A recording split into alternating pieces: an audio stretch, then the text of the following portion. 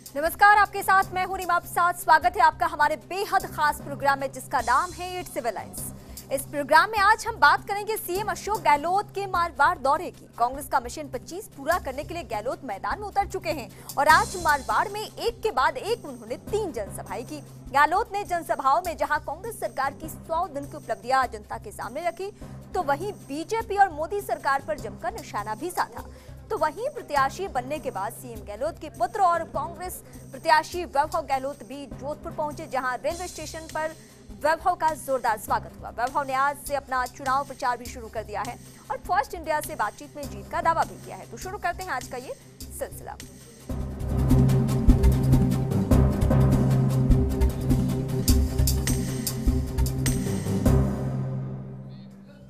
Mission 25 को लेकर किस तरीके से कवायद है वो हम आपको बताते हैं, जिसे पूरा करने के लिए सबसे बड़ी जिम्मेदारी है सीएम अशोक गहलोत ने। इसी मिशन की शुरुआत आज मेवाड़ से हुई, जहां सीएम गहलोत ने प्रतापगढ़ के अनोद, बांसवाड़ा के बागीदौरा और उदयपुर के गोगुंदा में जनसभाओं को संबोधित किया। इस दौरान सभाओं में गहलोत को सुनने के लिए बड़ी संख्या में भीड़ उमड़ पड़ी। सभाओं में डिप्टी सीएम सचिन पायलट, प्रदेश प्रभारी अविनाश पांडे समेत कई दिग्गज मौजूद रहे। सभाओं को संबोधित करते हुए गहलोत ने मोदी सरकार पर जमकर तंज कसा। गहलोत ने कहा कि देश में 2 ही लोगों का राज चल रहा है और यदि इस बार इनकी सरकार बन गई तो जरूरी नहीं है कि देश में फिर चुनाव हो या ना हो।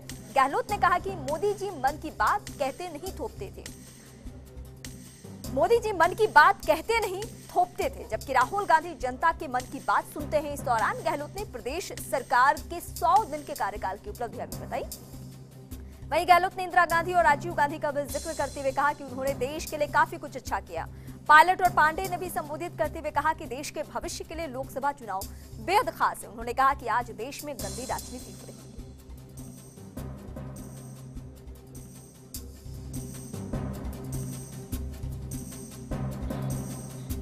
और बागीदौरा की जनसभा में सीएम गहलोत ने क्या कुछ कहा, आइए हम आपको सुनाते हैं। चुनाव का मौका है और हमेशा आजादी के बाद से ही जिस प्रकार से आदिवासियों ने जो कांग्रेस के साथ रिश्ता निभाया, पंडित नेहरू हो, इंदिरा गांधी हो, राजीव गांधी हो या सोनिया गांधी हो या राहुल गांधी है, हमेशा से सबसे पहले प्रायोरिटी रही है आदिवासियों की। आदिवासी चाहे राजस्थान का हो, चाहे गुजरात का हो, चाहे वो मध्य प्रदेश का हो, उड़ीसा का हो, झारखंड का हो या छत्तीसगढ़ का हो। प्रधानमंत्री बने राजीव गांधी जी, तो मैं भी उनके साथ आया था डूंगरपुर के अंदर, सोनिया गांधी जी साथ थी। प्रधानमंत्री बनते ही उन्होंने दौरे किया आदिवासियों का, जिससे कि पूरा देश की अधिकारी लोग समझ रहा है कि प्रधानमंत्री चाहते क्या है, कैसे आदिवासियों का कल्याण हो, उनको पट्टों की समस्या थी वन अधिकार क्षेत्रों में, वो समस्या का समाधान हो, आदिवासियों का अधिकार जो उनको मिलना चाहिए वो पूरा मिले, वहाँ रोजगार मिले, क्योंकि आपके पास जमीन जो है बहुत कम छोटी होल्डिंग होती है। ये तमाम बातें कांग्रेस के नेतृत्व में हमेशा रही है। नरेगा योजना लेके आए, अकाल पढ़ो या नहीं मरो, पढ़ो। अब आपको 100 दिन का रोजगार की गारंटी मिल गई कानून बना करके। कानून संबद्ध अधिकार पहली बार देश में मिले हैं। नरेगा के माध्यम से रोजगार, राइट टू एजुकेशन के माध्यम से शिक्षा का अधिकार, फूड सिक्योरिटी के माध्यम से 2 रुपये किलो गेहूं और 3 रुपये किलो चावल। ये बातें जो मैं बोल रहा हूँ ये पार्लियामेंट का कानून बना के मिली हुई है आपको। अब कोई सरकार कोई आओ बदल नहीं सकती। इस प्रकार से सोनिया गांधी ने और डॉक्टर मनमोहन सिंह जी ने शानदार फैसले किए। ये जो अब आज सत्ता में बैठे लोग हैं, ये लफाजी करते हैं, जुमले बोलते हैं, झूठ बोलते हैं, गुमराह करते लोगों को। आपको तय करना है कि सच कौन बोलता है, झूठ कौन बोलते हैं। 76 साल में क्या किया वो लोग पूछते हमें। आप लोग बैठे हो बुजुर्ग लोग, 76 साल पहले बागीदौरा क्या था, जो आज है वही था क्या? सड़कें थी, पानी की योजना थी, बांध थे, माई डैम था, स्कूलें थी, कॉलेज थी, क्या था?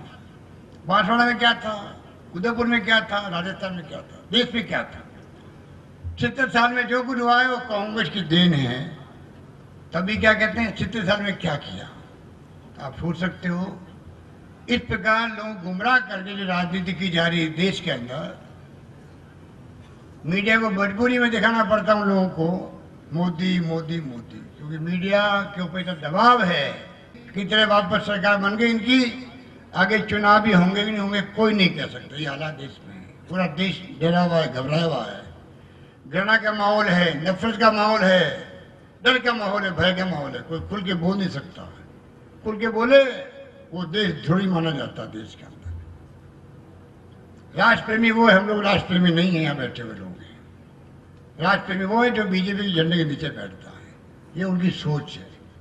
कांग्रेस की सोच है सबका भला हो, प्यार से भाईचारे से राजनीति हम लोग करें। हमारी कोई दुश्मनी ना बीजेपी से, ना किसी और पार्टी से, ना आरएसएस से। हमारी तो विचारधारा किसकी क्या है वो बताए। हम लोग जनता के सामने, आपकी जनता के दरबार बैठा हुआ है, माई बाप आप लोग हो। आप फैसला सुनाते हुए किसको वोट देंगे, किसको जिताएंगे, आपके ऊपर होता है। हमारी धर्म कहता है कि हम अपनी बात कहें, हमारी योजना आपके लिए ये है, वो अपनी बात कहे, फिर आप फैसला करो। वो नहीं करते। उपलब्धि नहीं बताएंगे मोदी जी की मैंने वादे 5 साल पहले क्या किए थे। 2 करोड़ नौजवानों को नौकरी दूंगा प्रति वर्ष, काला धन लेके आऊंगा विदेशों से, 1 रुपये लेके नहीं आया। महंगाई नहीं बढ़ने दूंगा, खूब महंगाई बढ़ गई। 15 लाख रुपए खाते में आएंगे, 1 रुपया नहीं आया। इसके बाद सीएम गहलोत ने गोगुंदा में जनसभा को संबोधित किया। जनसभा में प्रदेश प्रभारी अविनाश पांडे और डिप्टी सीएम सचिन पायलट भी मौजूद रहे। जनसभा को संबोधित करते हुए सीएम अशोक गहलोत ने बीजेपी और मोदी गवर्नमेंट पर जमकर निशाना साधा। गहलोत ने पूर्ववर्ती बीजेपी सरकार पर निशाना साधते हुए कहा कि हम जमकर काम करना चाहते हैं, अब जनता सिर्फ कड़ी से कड़ी जोड़ दे। मोदी सरकार ने देश को गुमराह किया है।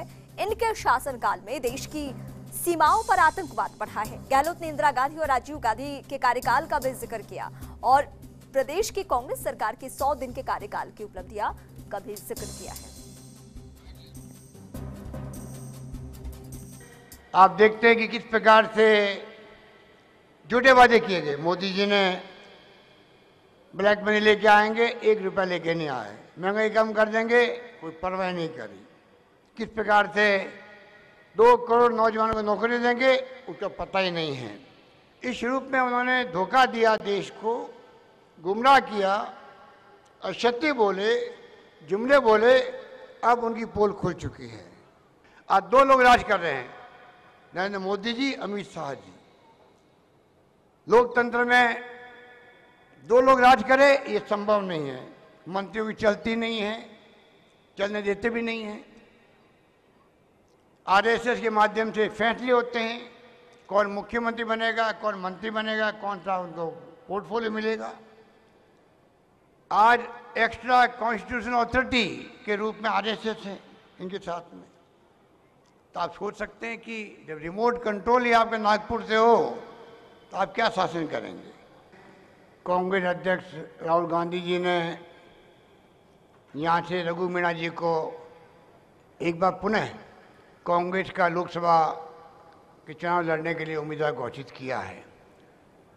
रघु मीणा को आप जानते हैं, नौजवान, निष्ठावान, समर्पित, प्रतिबद्ध, ऐसा नौजवान जिसको राहुल गांधी जी ने पुनः आपके बीच भेजा है और अपेक्षा की आपसे कि आपका आशीर्वाद, आपका सहयोग, आपका समर्थन इनको मिलेगा और भारी बहुमत से ये चुनाव जीत के जाएंगे यहाँ से और जाकर के आपकी आवाज़ को वापस उठाएंगे लोकसभा के अंदर, आपके विकास के लिए भागीदार बनेंगे और आपके सुख दुख में हमेशा आपके साथ खड़े मिलेंगे। इसलिए हम सब अपील करने के लिए हाजिर हुए हैं कि आप लोग कृपा करके इनको आप कामयाब करें। हमारी सरकार ने, राहुल गांधी ने जो वादा किया था हम कर्जा माफ़ करेंगे किसानों के, हमने 2-4 दिन के अंदर घोषणा कर दी। अधिकांश लोग कर्जे माफ़ हो गए, जो बाकी बच गए हैं प्रक्रिया चल रही है राष्ट्रीय बैंकों के साथ में हमारी। चुनाव के बाद वो कर्जे माफ़ भी होंगे, मैं वादा करना चाहता हूँ आपसे। इस प्रकार से हमारी सरकार ने कहा है कि 5 साल तक बिजली की दर नहीं बढ़ाएंगे, वो आपके सामने है। हमने पानी के बिल माफ कर दिए। शायद आपको मालूम नहीं पड़ा होगा, गांव के अंदर पानी के बिल पूरे माफ हो गए, कोई बिल आएगा ही नहीं गांव के अंदर, ये मैं कहना चाहता हूँ। शहरों के अंदर भी 30% बिल आएगा, वो स्थिति हमने कर दी है। एक के बाद एक सरकार फैसला कर रही है। लड़कियों की शिक्षा फ्री कर दी है, पहले 12वीं तक थी, अब वो कॉलेज तक भी फ्री हो जाएगी। हमने बुजुर्गों को पेंशन 500 की 750 कर दी, 750 का 1000 रुपये कर दिए। पत्नी पत्नी तो 24,000 मिलेंगे एक साल के अंदर वृद्धों को। किसान जो वृद्ध हैं उनकी पेंशन अलग से लागू कर दी हम लोगों ने। कांग्रेस ने क्या किया, 70 साल में मोदी जी बोलते थे, अरे मोदी जी राजीव गांधी का सपना था, उसके कारण आज कंप्यूटर भी आ गए, मोबाइल फोन भी आ गए। और मैं कहना चाहूँगा मोदी जी, आपको अगर सेल्फी लेना सिखाया है तो राजीव गांधी के सपनों ने सिखाया है। मैं कहना चाहता हूँ, कहाँ पड़ा था मोबाइल फोन, आज दुनिया मुट्ठी में है। इस कंप्यूटर जो आप मोबाइल फोन है उसमें पूरा कंप्यूटर है उसके अंदर। ये मीटिंग हो रही है, अमेरिका इंग्लैंड वाले देख सकते हैं कि गुमगुदा मीटिंग हो रही, कौन कहाँ बैठा हुआ है। कभी कल्पना की हम लोगों ने ऐसा कोई मोबाइल फोन आएगा, जेब में रख लो, जब चाहो बात कर लो, 10 बटन दबाते ही। कभी कल्पना की किसी ने? जोधपुर लोकसभा सीट से कांग्रेस प्रत्याशी घोषित होने के बाद पहली दफा वैभव गहलोत जोधपुर पहुंचे, जहां रेलवे स्टेशन पर वैभव गहलोत का जोरदार स्वागत किया गया। स्वागत करने उमड़ी भीड़ का आलम यह था कि खुद वैभव गहलोत कई बार भीड़ में फंस गए। रेलवे स्टेशन से बाहर आने में करीब 1 घंटा लग गया। वैभव गहलोत के स्वागत के लिए पत्नी हिमांशी अपनी पुत्री के साथ रेलवे स्टेशन पहुंची।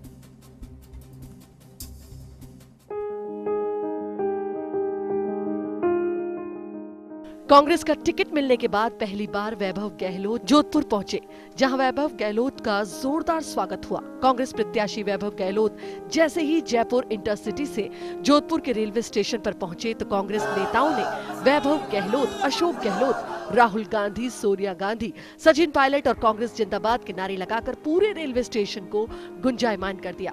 वैभव गहलोत के साथ जयपुर से जोधपुर और पाली के प्रभारी मंत्री लालचंद कटारिया के अलावा वैभव गहलोत के सारथी माने जाने वाले धर्मेंद्र राठौड़, उप मुख्य सचेतक महेंद्र सिंह और स्टेट तैराकी संघ के अध्यक्ष अनिल व्यास भी जोधपुर पहुंचे। रेलवे स्टेशन पर वैभव गहलोत के अभिनंदन के लिए उमड़ी कांग्रेस जनों की भीड़ में हर कोई वैभव को फूल मालाएं पहनाकर स्वागत करते हुए बधाइयां दे रहा था। तो वहीं वैभव गहलोत भी हर एक कांग्रेस जन का कभी आंखों के इशारे से, कभी शब्दों से, कभी हाथ जोड़कर बधाई स्वीकार करने के साथ आभार जताते नजर आ रहे थे। कांग्रेस के वरिष्ठ जन क्या, युवा क्या, या फिर कांग्रेस के पदाधिकारी हो या विधायक, हर कोई वैभव गहलोत से जिस आत्मीयता से मिल रहे थे, उसे वैभव गहलोत का आत्मविश्वास और ज्यादा बढ़ने के साथ चेहरे पर खुशी भी दिखी। वैभव गहलोत का स्वागत करने के लिए पूर्व सांसद बद्रीराम जाखड़, पूर्व जेडीए चेयरमैन राजेंद्र सोलंकी, शहर कांग्रेस जिला अध्यक्ष सईद अंसारी, देहात कांग्रेस अध्यक्ष और बिलाड़ा विधायक हीरालाल मेघवाल, शहर विधायक मनीषा पवार, लूणी विधायक महेंद्र सिंह बिश्नोई, लोहावट विधायक कृष्णाराम बिश्नोई, शेरगढ़ विधायक मीना कंवर, कांग्रेस नेता रमेश बोराणा, सुनील परिहार, नारायण राम बेड़ा, पवन मेहता, सुपारस भंडारी, अयूब खान, महेश व्यास और छात्र संघ अध्यक्ष सुनील चौधरी सहित बड़ी संख्या में कांग्रेस कार्यकर्ता पहुंचे। जोधपुर के रेलवे स्टेशन पर जैसे ही ट्रेन आकर रुकी तो बाहर की भीड़ का नजारा देखकर वैभव गहलोत ने पहले यात्रियों को निकलने का समय दिया।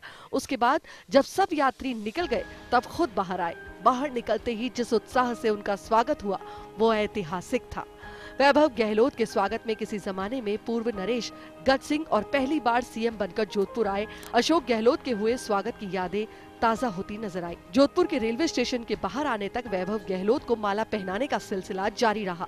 तो वहीं वैभव गहलोत का वरिष्ठ कांग्रेस नेता पवन मेहता और अन्य नेताओं ने शांति भवन में अभिनंदन किया, जहां सालों से मुख्यमंत्री अशोक गहलोत का चुनाव के वक्त एक अलग नाता रहा है। कभी गहलोत का चुनावी कार्यालय भी शांति भवन रहा है। शांति भवन से वैभव गहलोत पैदल ही कांग्रेस कार्यालय पहुंचे, जहां वरिष्ठ कांग्रेस नेताओं से आशीर्वाद लेने के साथ सभी को एकजुटता से चुनाव प्रचार में और अधिक मुस्तैदी से जुटने का आह्वान किया। कांग्रेस कार्यालय में शहर कांग्रेस अध्यक्ष सईद अंसारी और अन्य वरिष्ठ कांग्रेस जनों के साथ लोकसभा चुनाव की रणनीति पर चर्चा की। सभी कांग्रेस जनों के साथ बैठकर चुनाव जीतने को लेकर फीडबैक भी लिया। मीडिया से बातचीत में वैभव गहलोत ने साफ किया कि कांग्रेस ने मुझ पर विश्वास जताते हुए प्रत्याशी बनाया है। उसके लिए मैं सभी कार्यकर्ताओं को साथ लेकर घर घर जाकर वोट मांगूंगा और जीत हासिल करेंगे। आपका बहुत बहुत धन्यवाद। मैं यहाँ पधारे तमाम बुजुर्गों का, भाइयों का, माताओं बहनों का, बच्चों का, युवा साथियों का, सबका बहुत बहुत धन्यवाद कि आप सब लोग इस स्वागत, और मैं इस अभिभूत हूँ इस स्वागत से, और आप सब लोगों को बहुत बहुत धन्यवाद। और मैं गदगद हूँ और मैं पूरा मानता हूँ कि आने वाले चुनाव में कार्यकर्ता पूरी मेहनत से काम करेंगे और निश्चित तौर पर हम विजयी होंगे। बहुत बड़ी चुनौती है और मैं उस चुनौती को पूरा करूँगा, और मेरा सभी बुजुर्गों का आशीर्वाद और कांग्रेस पार्टी ने, आला कमान ने जो मुझे मौका दिया है जोधपुर से, ये तमाम इन जोधपुर वासियों का, कांग्रेस के कार्यकर्ताओं की भावना को देखते हुए कांग्रेस हाईकमान ने मुझे ये मौका दिया है। कांग्रेस कार्यालय से वैभव गहलोत रातानाड़ा गणेश मंदिर पहुंचे, जहां पूजा अर्चना कर भगवान गणेश का आशीर्वाद भी लिया। यहीं से चुनावी जनसंपर्क का आगाज भी किया। गणेश मंदिर के बाद बरकत साहब की मजार पर पुष्पांजलि अर्पित की। बाद में नई सड़क स्थित राजीव गांधी की मूर्ति पर भी पुष्पांजलि अर्पित की। इस दौरान वैभव गहलोत के साथ प्रभारी मंत्री लालचंद कटारिया, वरिष्ठ कांग्रेस नेता रमेश बोराणा, शहर कांग्रेस अध्यक्ष सईद अंसारी, शहर विधायक मनीषा पवार, पूर्व महापौर रामेश्वर दाधीच और राहुल पारासर सहित कई कांग्रेस नेता रहे। Rajeev Gaur, first India news, Jodhpur. Jodhpur Lok Sabha seat से कांग्रेस प्रत्याशी वैभव गहलोत आज जोधपुर पहुंचे। जोधपुर पहुंचने के बाद कार्यकर्ताओं ने वैभव गहलोत का गर्मजोशी से स्वागत किया। इसके बाद वैभव गहलोत ने रातनाड़ा गणेश मंदिर और मेहरानागढ़ स्थित चामुंडा माता मंदिर में दर्शन किए। मां चामुंडा के दर्शन करने के बाद वैभव गहलोत ने कार्यकर्ताओं के दम पर जीत का भरोसा जताते हुए कहा कि जोधपुर की समस्याओं को प्रमुखता से हल करने का प्रयास करेंगे। वैभव गहलोत से खास बातचीत की संवाददाता शिव प्रकाश पुरोहित ने।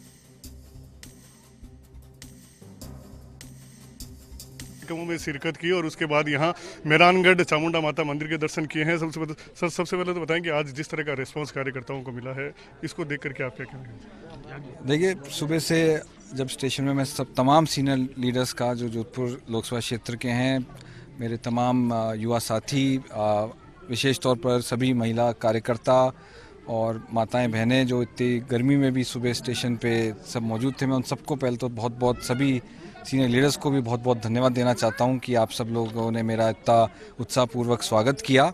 उसके लिए मैं कृतज्ञ हूं, धन्यवाद हूं, और अपार समर्थन और आशीर्वाद मुझे मिला बुजुर्गों का। सर, बात की जाए कि किन किन मुद्दों को लेकर के आप जनता के बीच जाएंगे, और जो पिछले 5 साल की केंद्र सरकार की विफलताएं हैं और 100 दिन की राज्य सरकार की उपलब्धि, किस तरह से उनको जनता के बीच रखेंगे? देखिए, भाजपा की जो केंद्र की सरकार है, उसने जोधपुर को विशेष तौर पर स्मार्ट सिटी में आ सकता था। जोधपुर दूसरा सबसे बड़ा शहर है राजस्थान का, मगर जानबूझ के सौतेला व्यवहार करते हुए जोधपुर को स्मार्ट सिटी योजना से बाहर रखा गया। और किस तरीके से पिछली भाजपा सरकार जो थी प्रदेश में, उसने भी किस तरीके से जोधपुर की विकास योजनाओं को ठप किया। यहाँ पर मूलभूत सुविधाएं जो हैं बहुत ही जर्जर हालात में है, चाहे सड़कें हों, चाहे पानी की सप्लाई हो, इन सब पे मेरा विशेष ध्यान रहेगा। सर, राजस्थान के गांधी के रूप में माने जाते हैं अशोक गहलोत, उनके अनुभव का कितना लाभ मिलेगा, और क्या उनकी जो अभी तक की कार्यप्रणाली रही है उससे आपको क्या सीखने को? हरदम ही जब से मैं सार्वजनिक जीवन में आया हूँ 2003 में कॉलेज से आने के बाद, तो हरदम उनके अनुभव, उनके एक्सपीरियंस, उनकी सोच से हरदम मुझे कुछ ना कुछ सीखने को मिलता है, और निश्चित तौर पे आगे भी उनके अनुभव और उसका मुझे लाभ रहेगा। अंतिम सवाल सर, कौन से 2 मुद्दों जोधपुर जो आप समस्या, अगर सांसद पहुंचते हैं तो किन 2 समस्या, जो मूलभूत समस्या जोधपुर की, उनको आप संसद में रखेंगे? मैंने आपको वैसे बताया कि किस तरीके से यहाँ पे चाहे रेलों का नेटवर्क हो, ये सब पिछले गहलोत साहब ने जब मौका लगा उनको, चाहे वो केंद्रीय मंत्री रहे, चाहे प्रदेश के इस बार 30वीं बार मुख्यमंत्री हैं, जोधपुर की जनता के आशीर्वाद से आज वो इन सब ओहदों पे पहुँचे हैं। और मेरा भी मानना है कि मैं इसी तरह के विकास और उसको, एयरपोर्ट का विस्तार हो, चाहे स्मार्ट सिटी हो, इन सब योजनाओं को मैं संसद में, अगर मेरे को जनता आशीर्वाद देती है, समर्थन देती है, तो ज़रूर मैं कोशिश करूँगा कि इन सब चीज़ों को मैं उठाऊँ। तो ये थे वैभव गहलोत, जिनका ये कहना है कि यदि जनता उन्हें आशीर्वाद देती है तो निश्चित रूप से वह यहाँ की जनता की समस्याओं को संसद में रखेंगे और जिस तरह से उनके पिता ने जोधपुर के लिए काम किया, कुछ उसी तरीके से वह जोधपुर की जनता के लिए काम करेंगे। फर्स्ट इंडिया न्यूज़ के लिए सहयोगी भवानी सिंह के साथ शिव प्रकाश पुरोहित। और यहाँ रुक से आप सभी का स्वागत है। सूबे के मुखिया अशोक गहलोत जितना जनता के लिए सक्रिय रहते हैं जमीनी तौर पर, उतना ही वे सोशल साइट पर भी सक्रिय रहते हैं। आज उन्होंने क्या कुछ ट्वीट किया है, क्या कुछ फेसबुक पोस्ट किया है, ये हम आपको अब दिखाते हैं कि क्या कुछ खास है उनके फेसबुक और ट्विटर पेज पर। तो सबसे पहले हम ट्विटर पे फोकस करेंगे और पहली तस्वीर की अगर हम बात करें तो पहला ट्वीट जो है उनका वो दरअसल इस वक्त हम फेसबुक पेज पे हैं, तो हम ट्विटर पे आपको लिए चलते हैं। और ट्विटर पे पहली तस्वीर, met with people and delegations at residence. तो कुछ लोगों से वो मुलाकात कर रहे हैं और उस मुलाकात की तस्वीरें उन्होंने ट्विटर पे डाली है और बाकायदा उसका डिटेल। इसके अलावा कांग्रेस पार्टी के ट्विटर हैंडल से बाकायदा एक ट्वीट किया गया है राहुल गांधी को लेकर। वो उस ट्वीट को रीट्वीट किया है सीएम अशोक गहलोत ने। इसके अलावा राहुल गांधी के ट्वीट को रीट्वीट किया गया है सीएम अशोक गहलोत के ट्विटर हैंडल से। तो ये ट्विटर पे जो हलचल है वो हम आपको दिखाते हैं और उसके बाद सीधे आ जाता है होली मिलन समारोह की तस्वीरें, हालांकि वो बहुत देर पहले की है। अब इस बीच हम आपको सीधे लिए चलेंगे फेसबुक पे कि फेसबुक पे किस तरीके से एक्टिविटी देखने को मिली है और कैसे सक्रिय हैं सीएम गहलोत। हालांकि चुनावी माहौल है तो ज्यादा जनता के बीच पहुंचने की कोशिश है और यही वजह है कि बहुत ज्यादा हलचल यहाँ देखने को नहीं मिल रही है। लेकिन यहाँ पे जिन बातों का जिक्र ट्विटर पे किया गया था वही फेसबुक पेज पे भी है। आज यहाँ आवास पर आगंतुकों और अलग अलग प्रतिनिधि मंडलों ने मुलाकात की और उसकी बाकायदा कई तस्वीरें यहाँ पे लगी है और वो तस्वीरें भी हम आपको दिखा रहे हैं। जो डेलीगेशंस मिलने सीएम से गया हुआ था उससे मुलाकात, इसके अलावा फिर होली मिलन समारोह जो कि एक दिन पहले की खबर है उसकी तस्वीर हम आप तक पहुंचा रहे हैं। तो कितने एक्टिव रहे आज पूरे दिन सोशल मीडिया पे सीएम अशोक गहलोत, चाहे वो ट्विटर की बात करें या फिर फेसबुक की बात करें, तो ये तस्वीरें हमने आप तक पहुंचाई। और इसी के साथ फिलहाल इस बुलेटिन में इतना ही, लेकिन आगे आप मेरे साथ जरूर देखिए हमारा राजस्थान।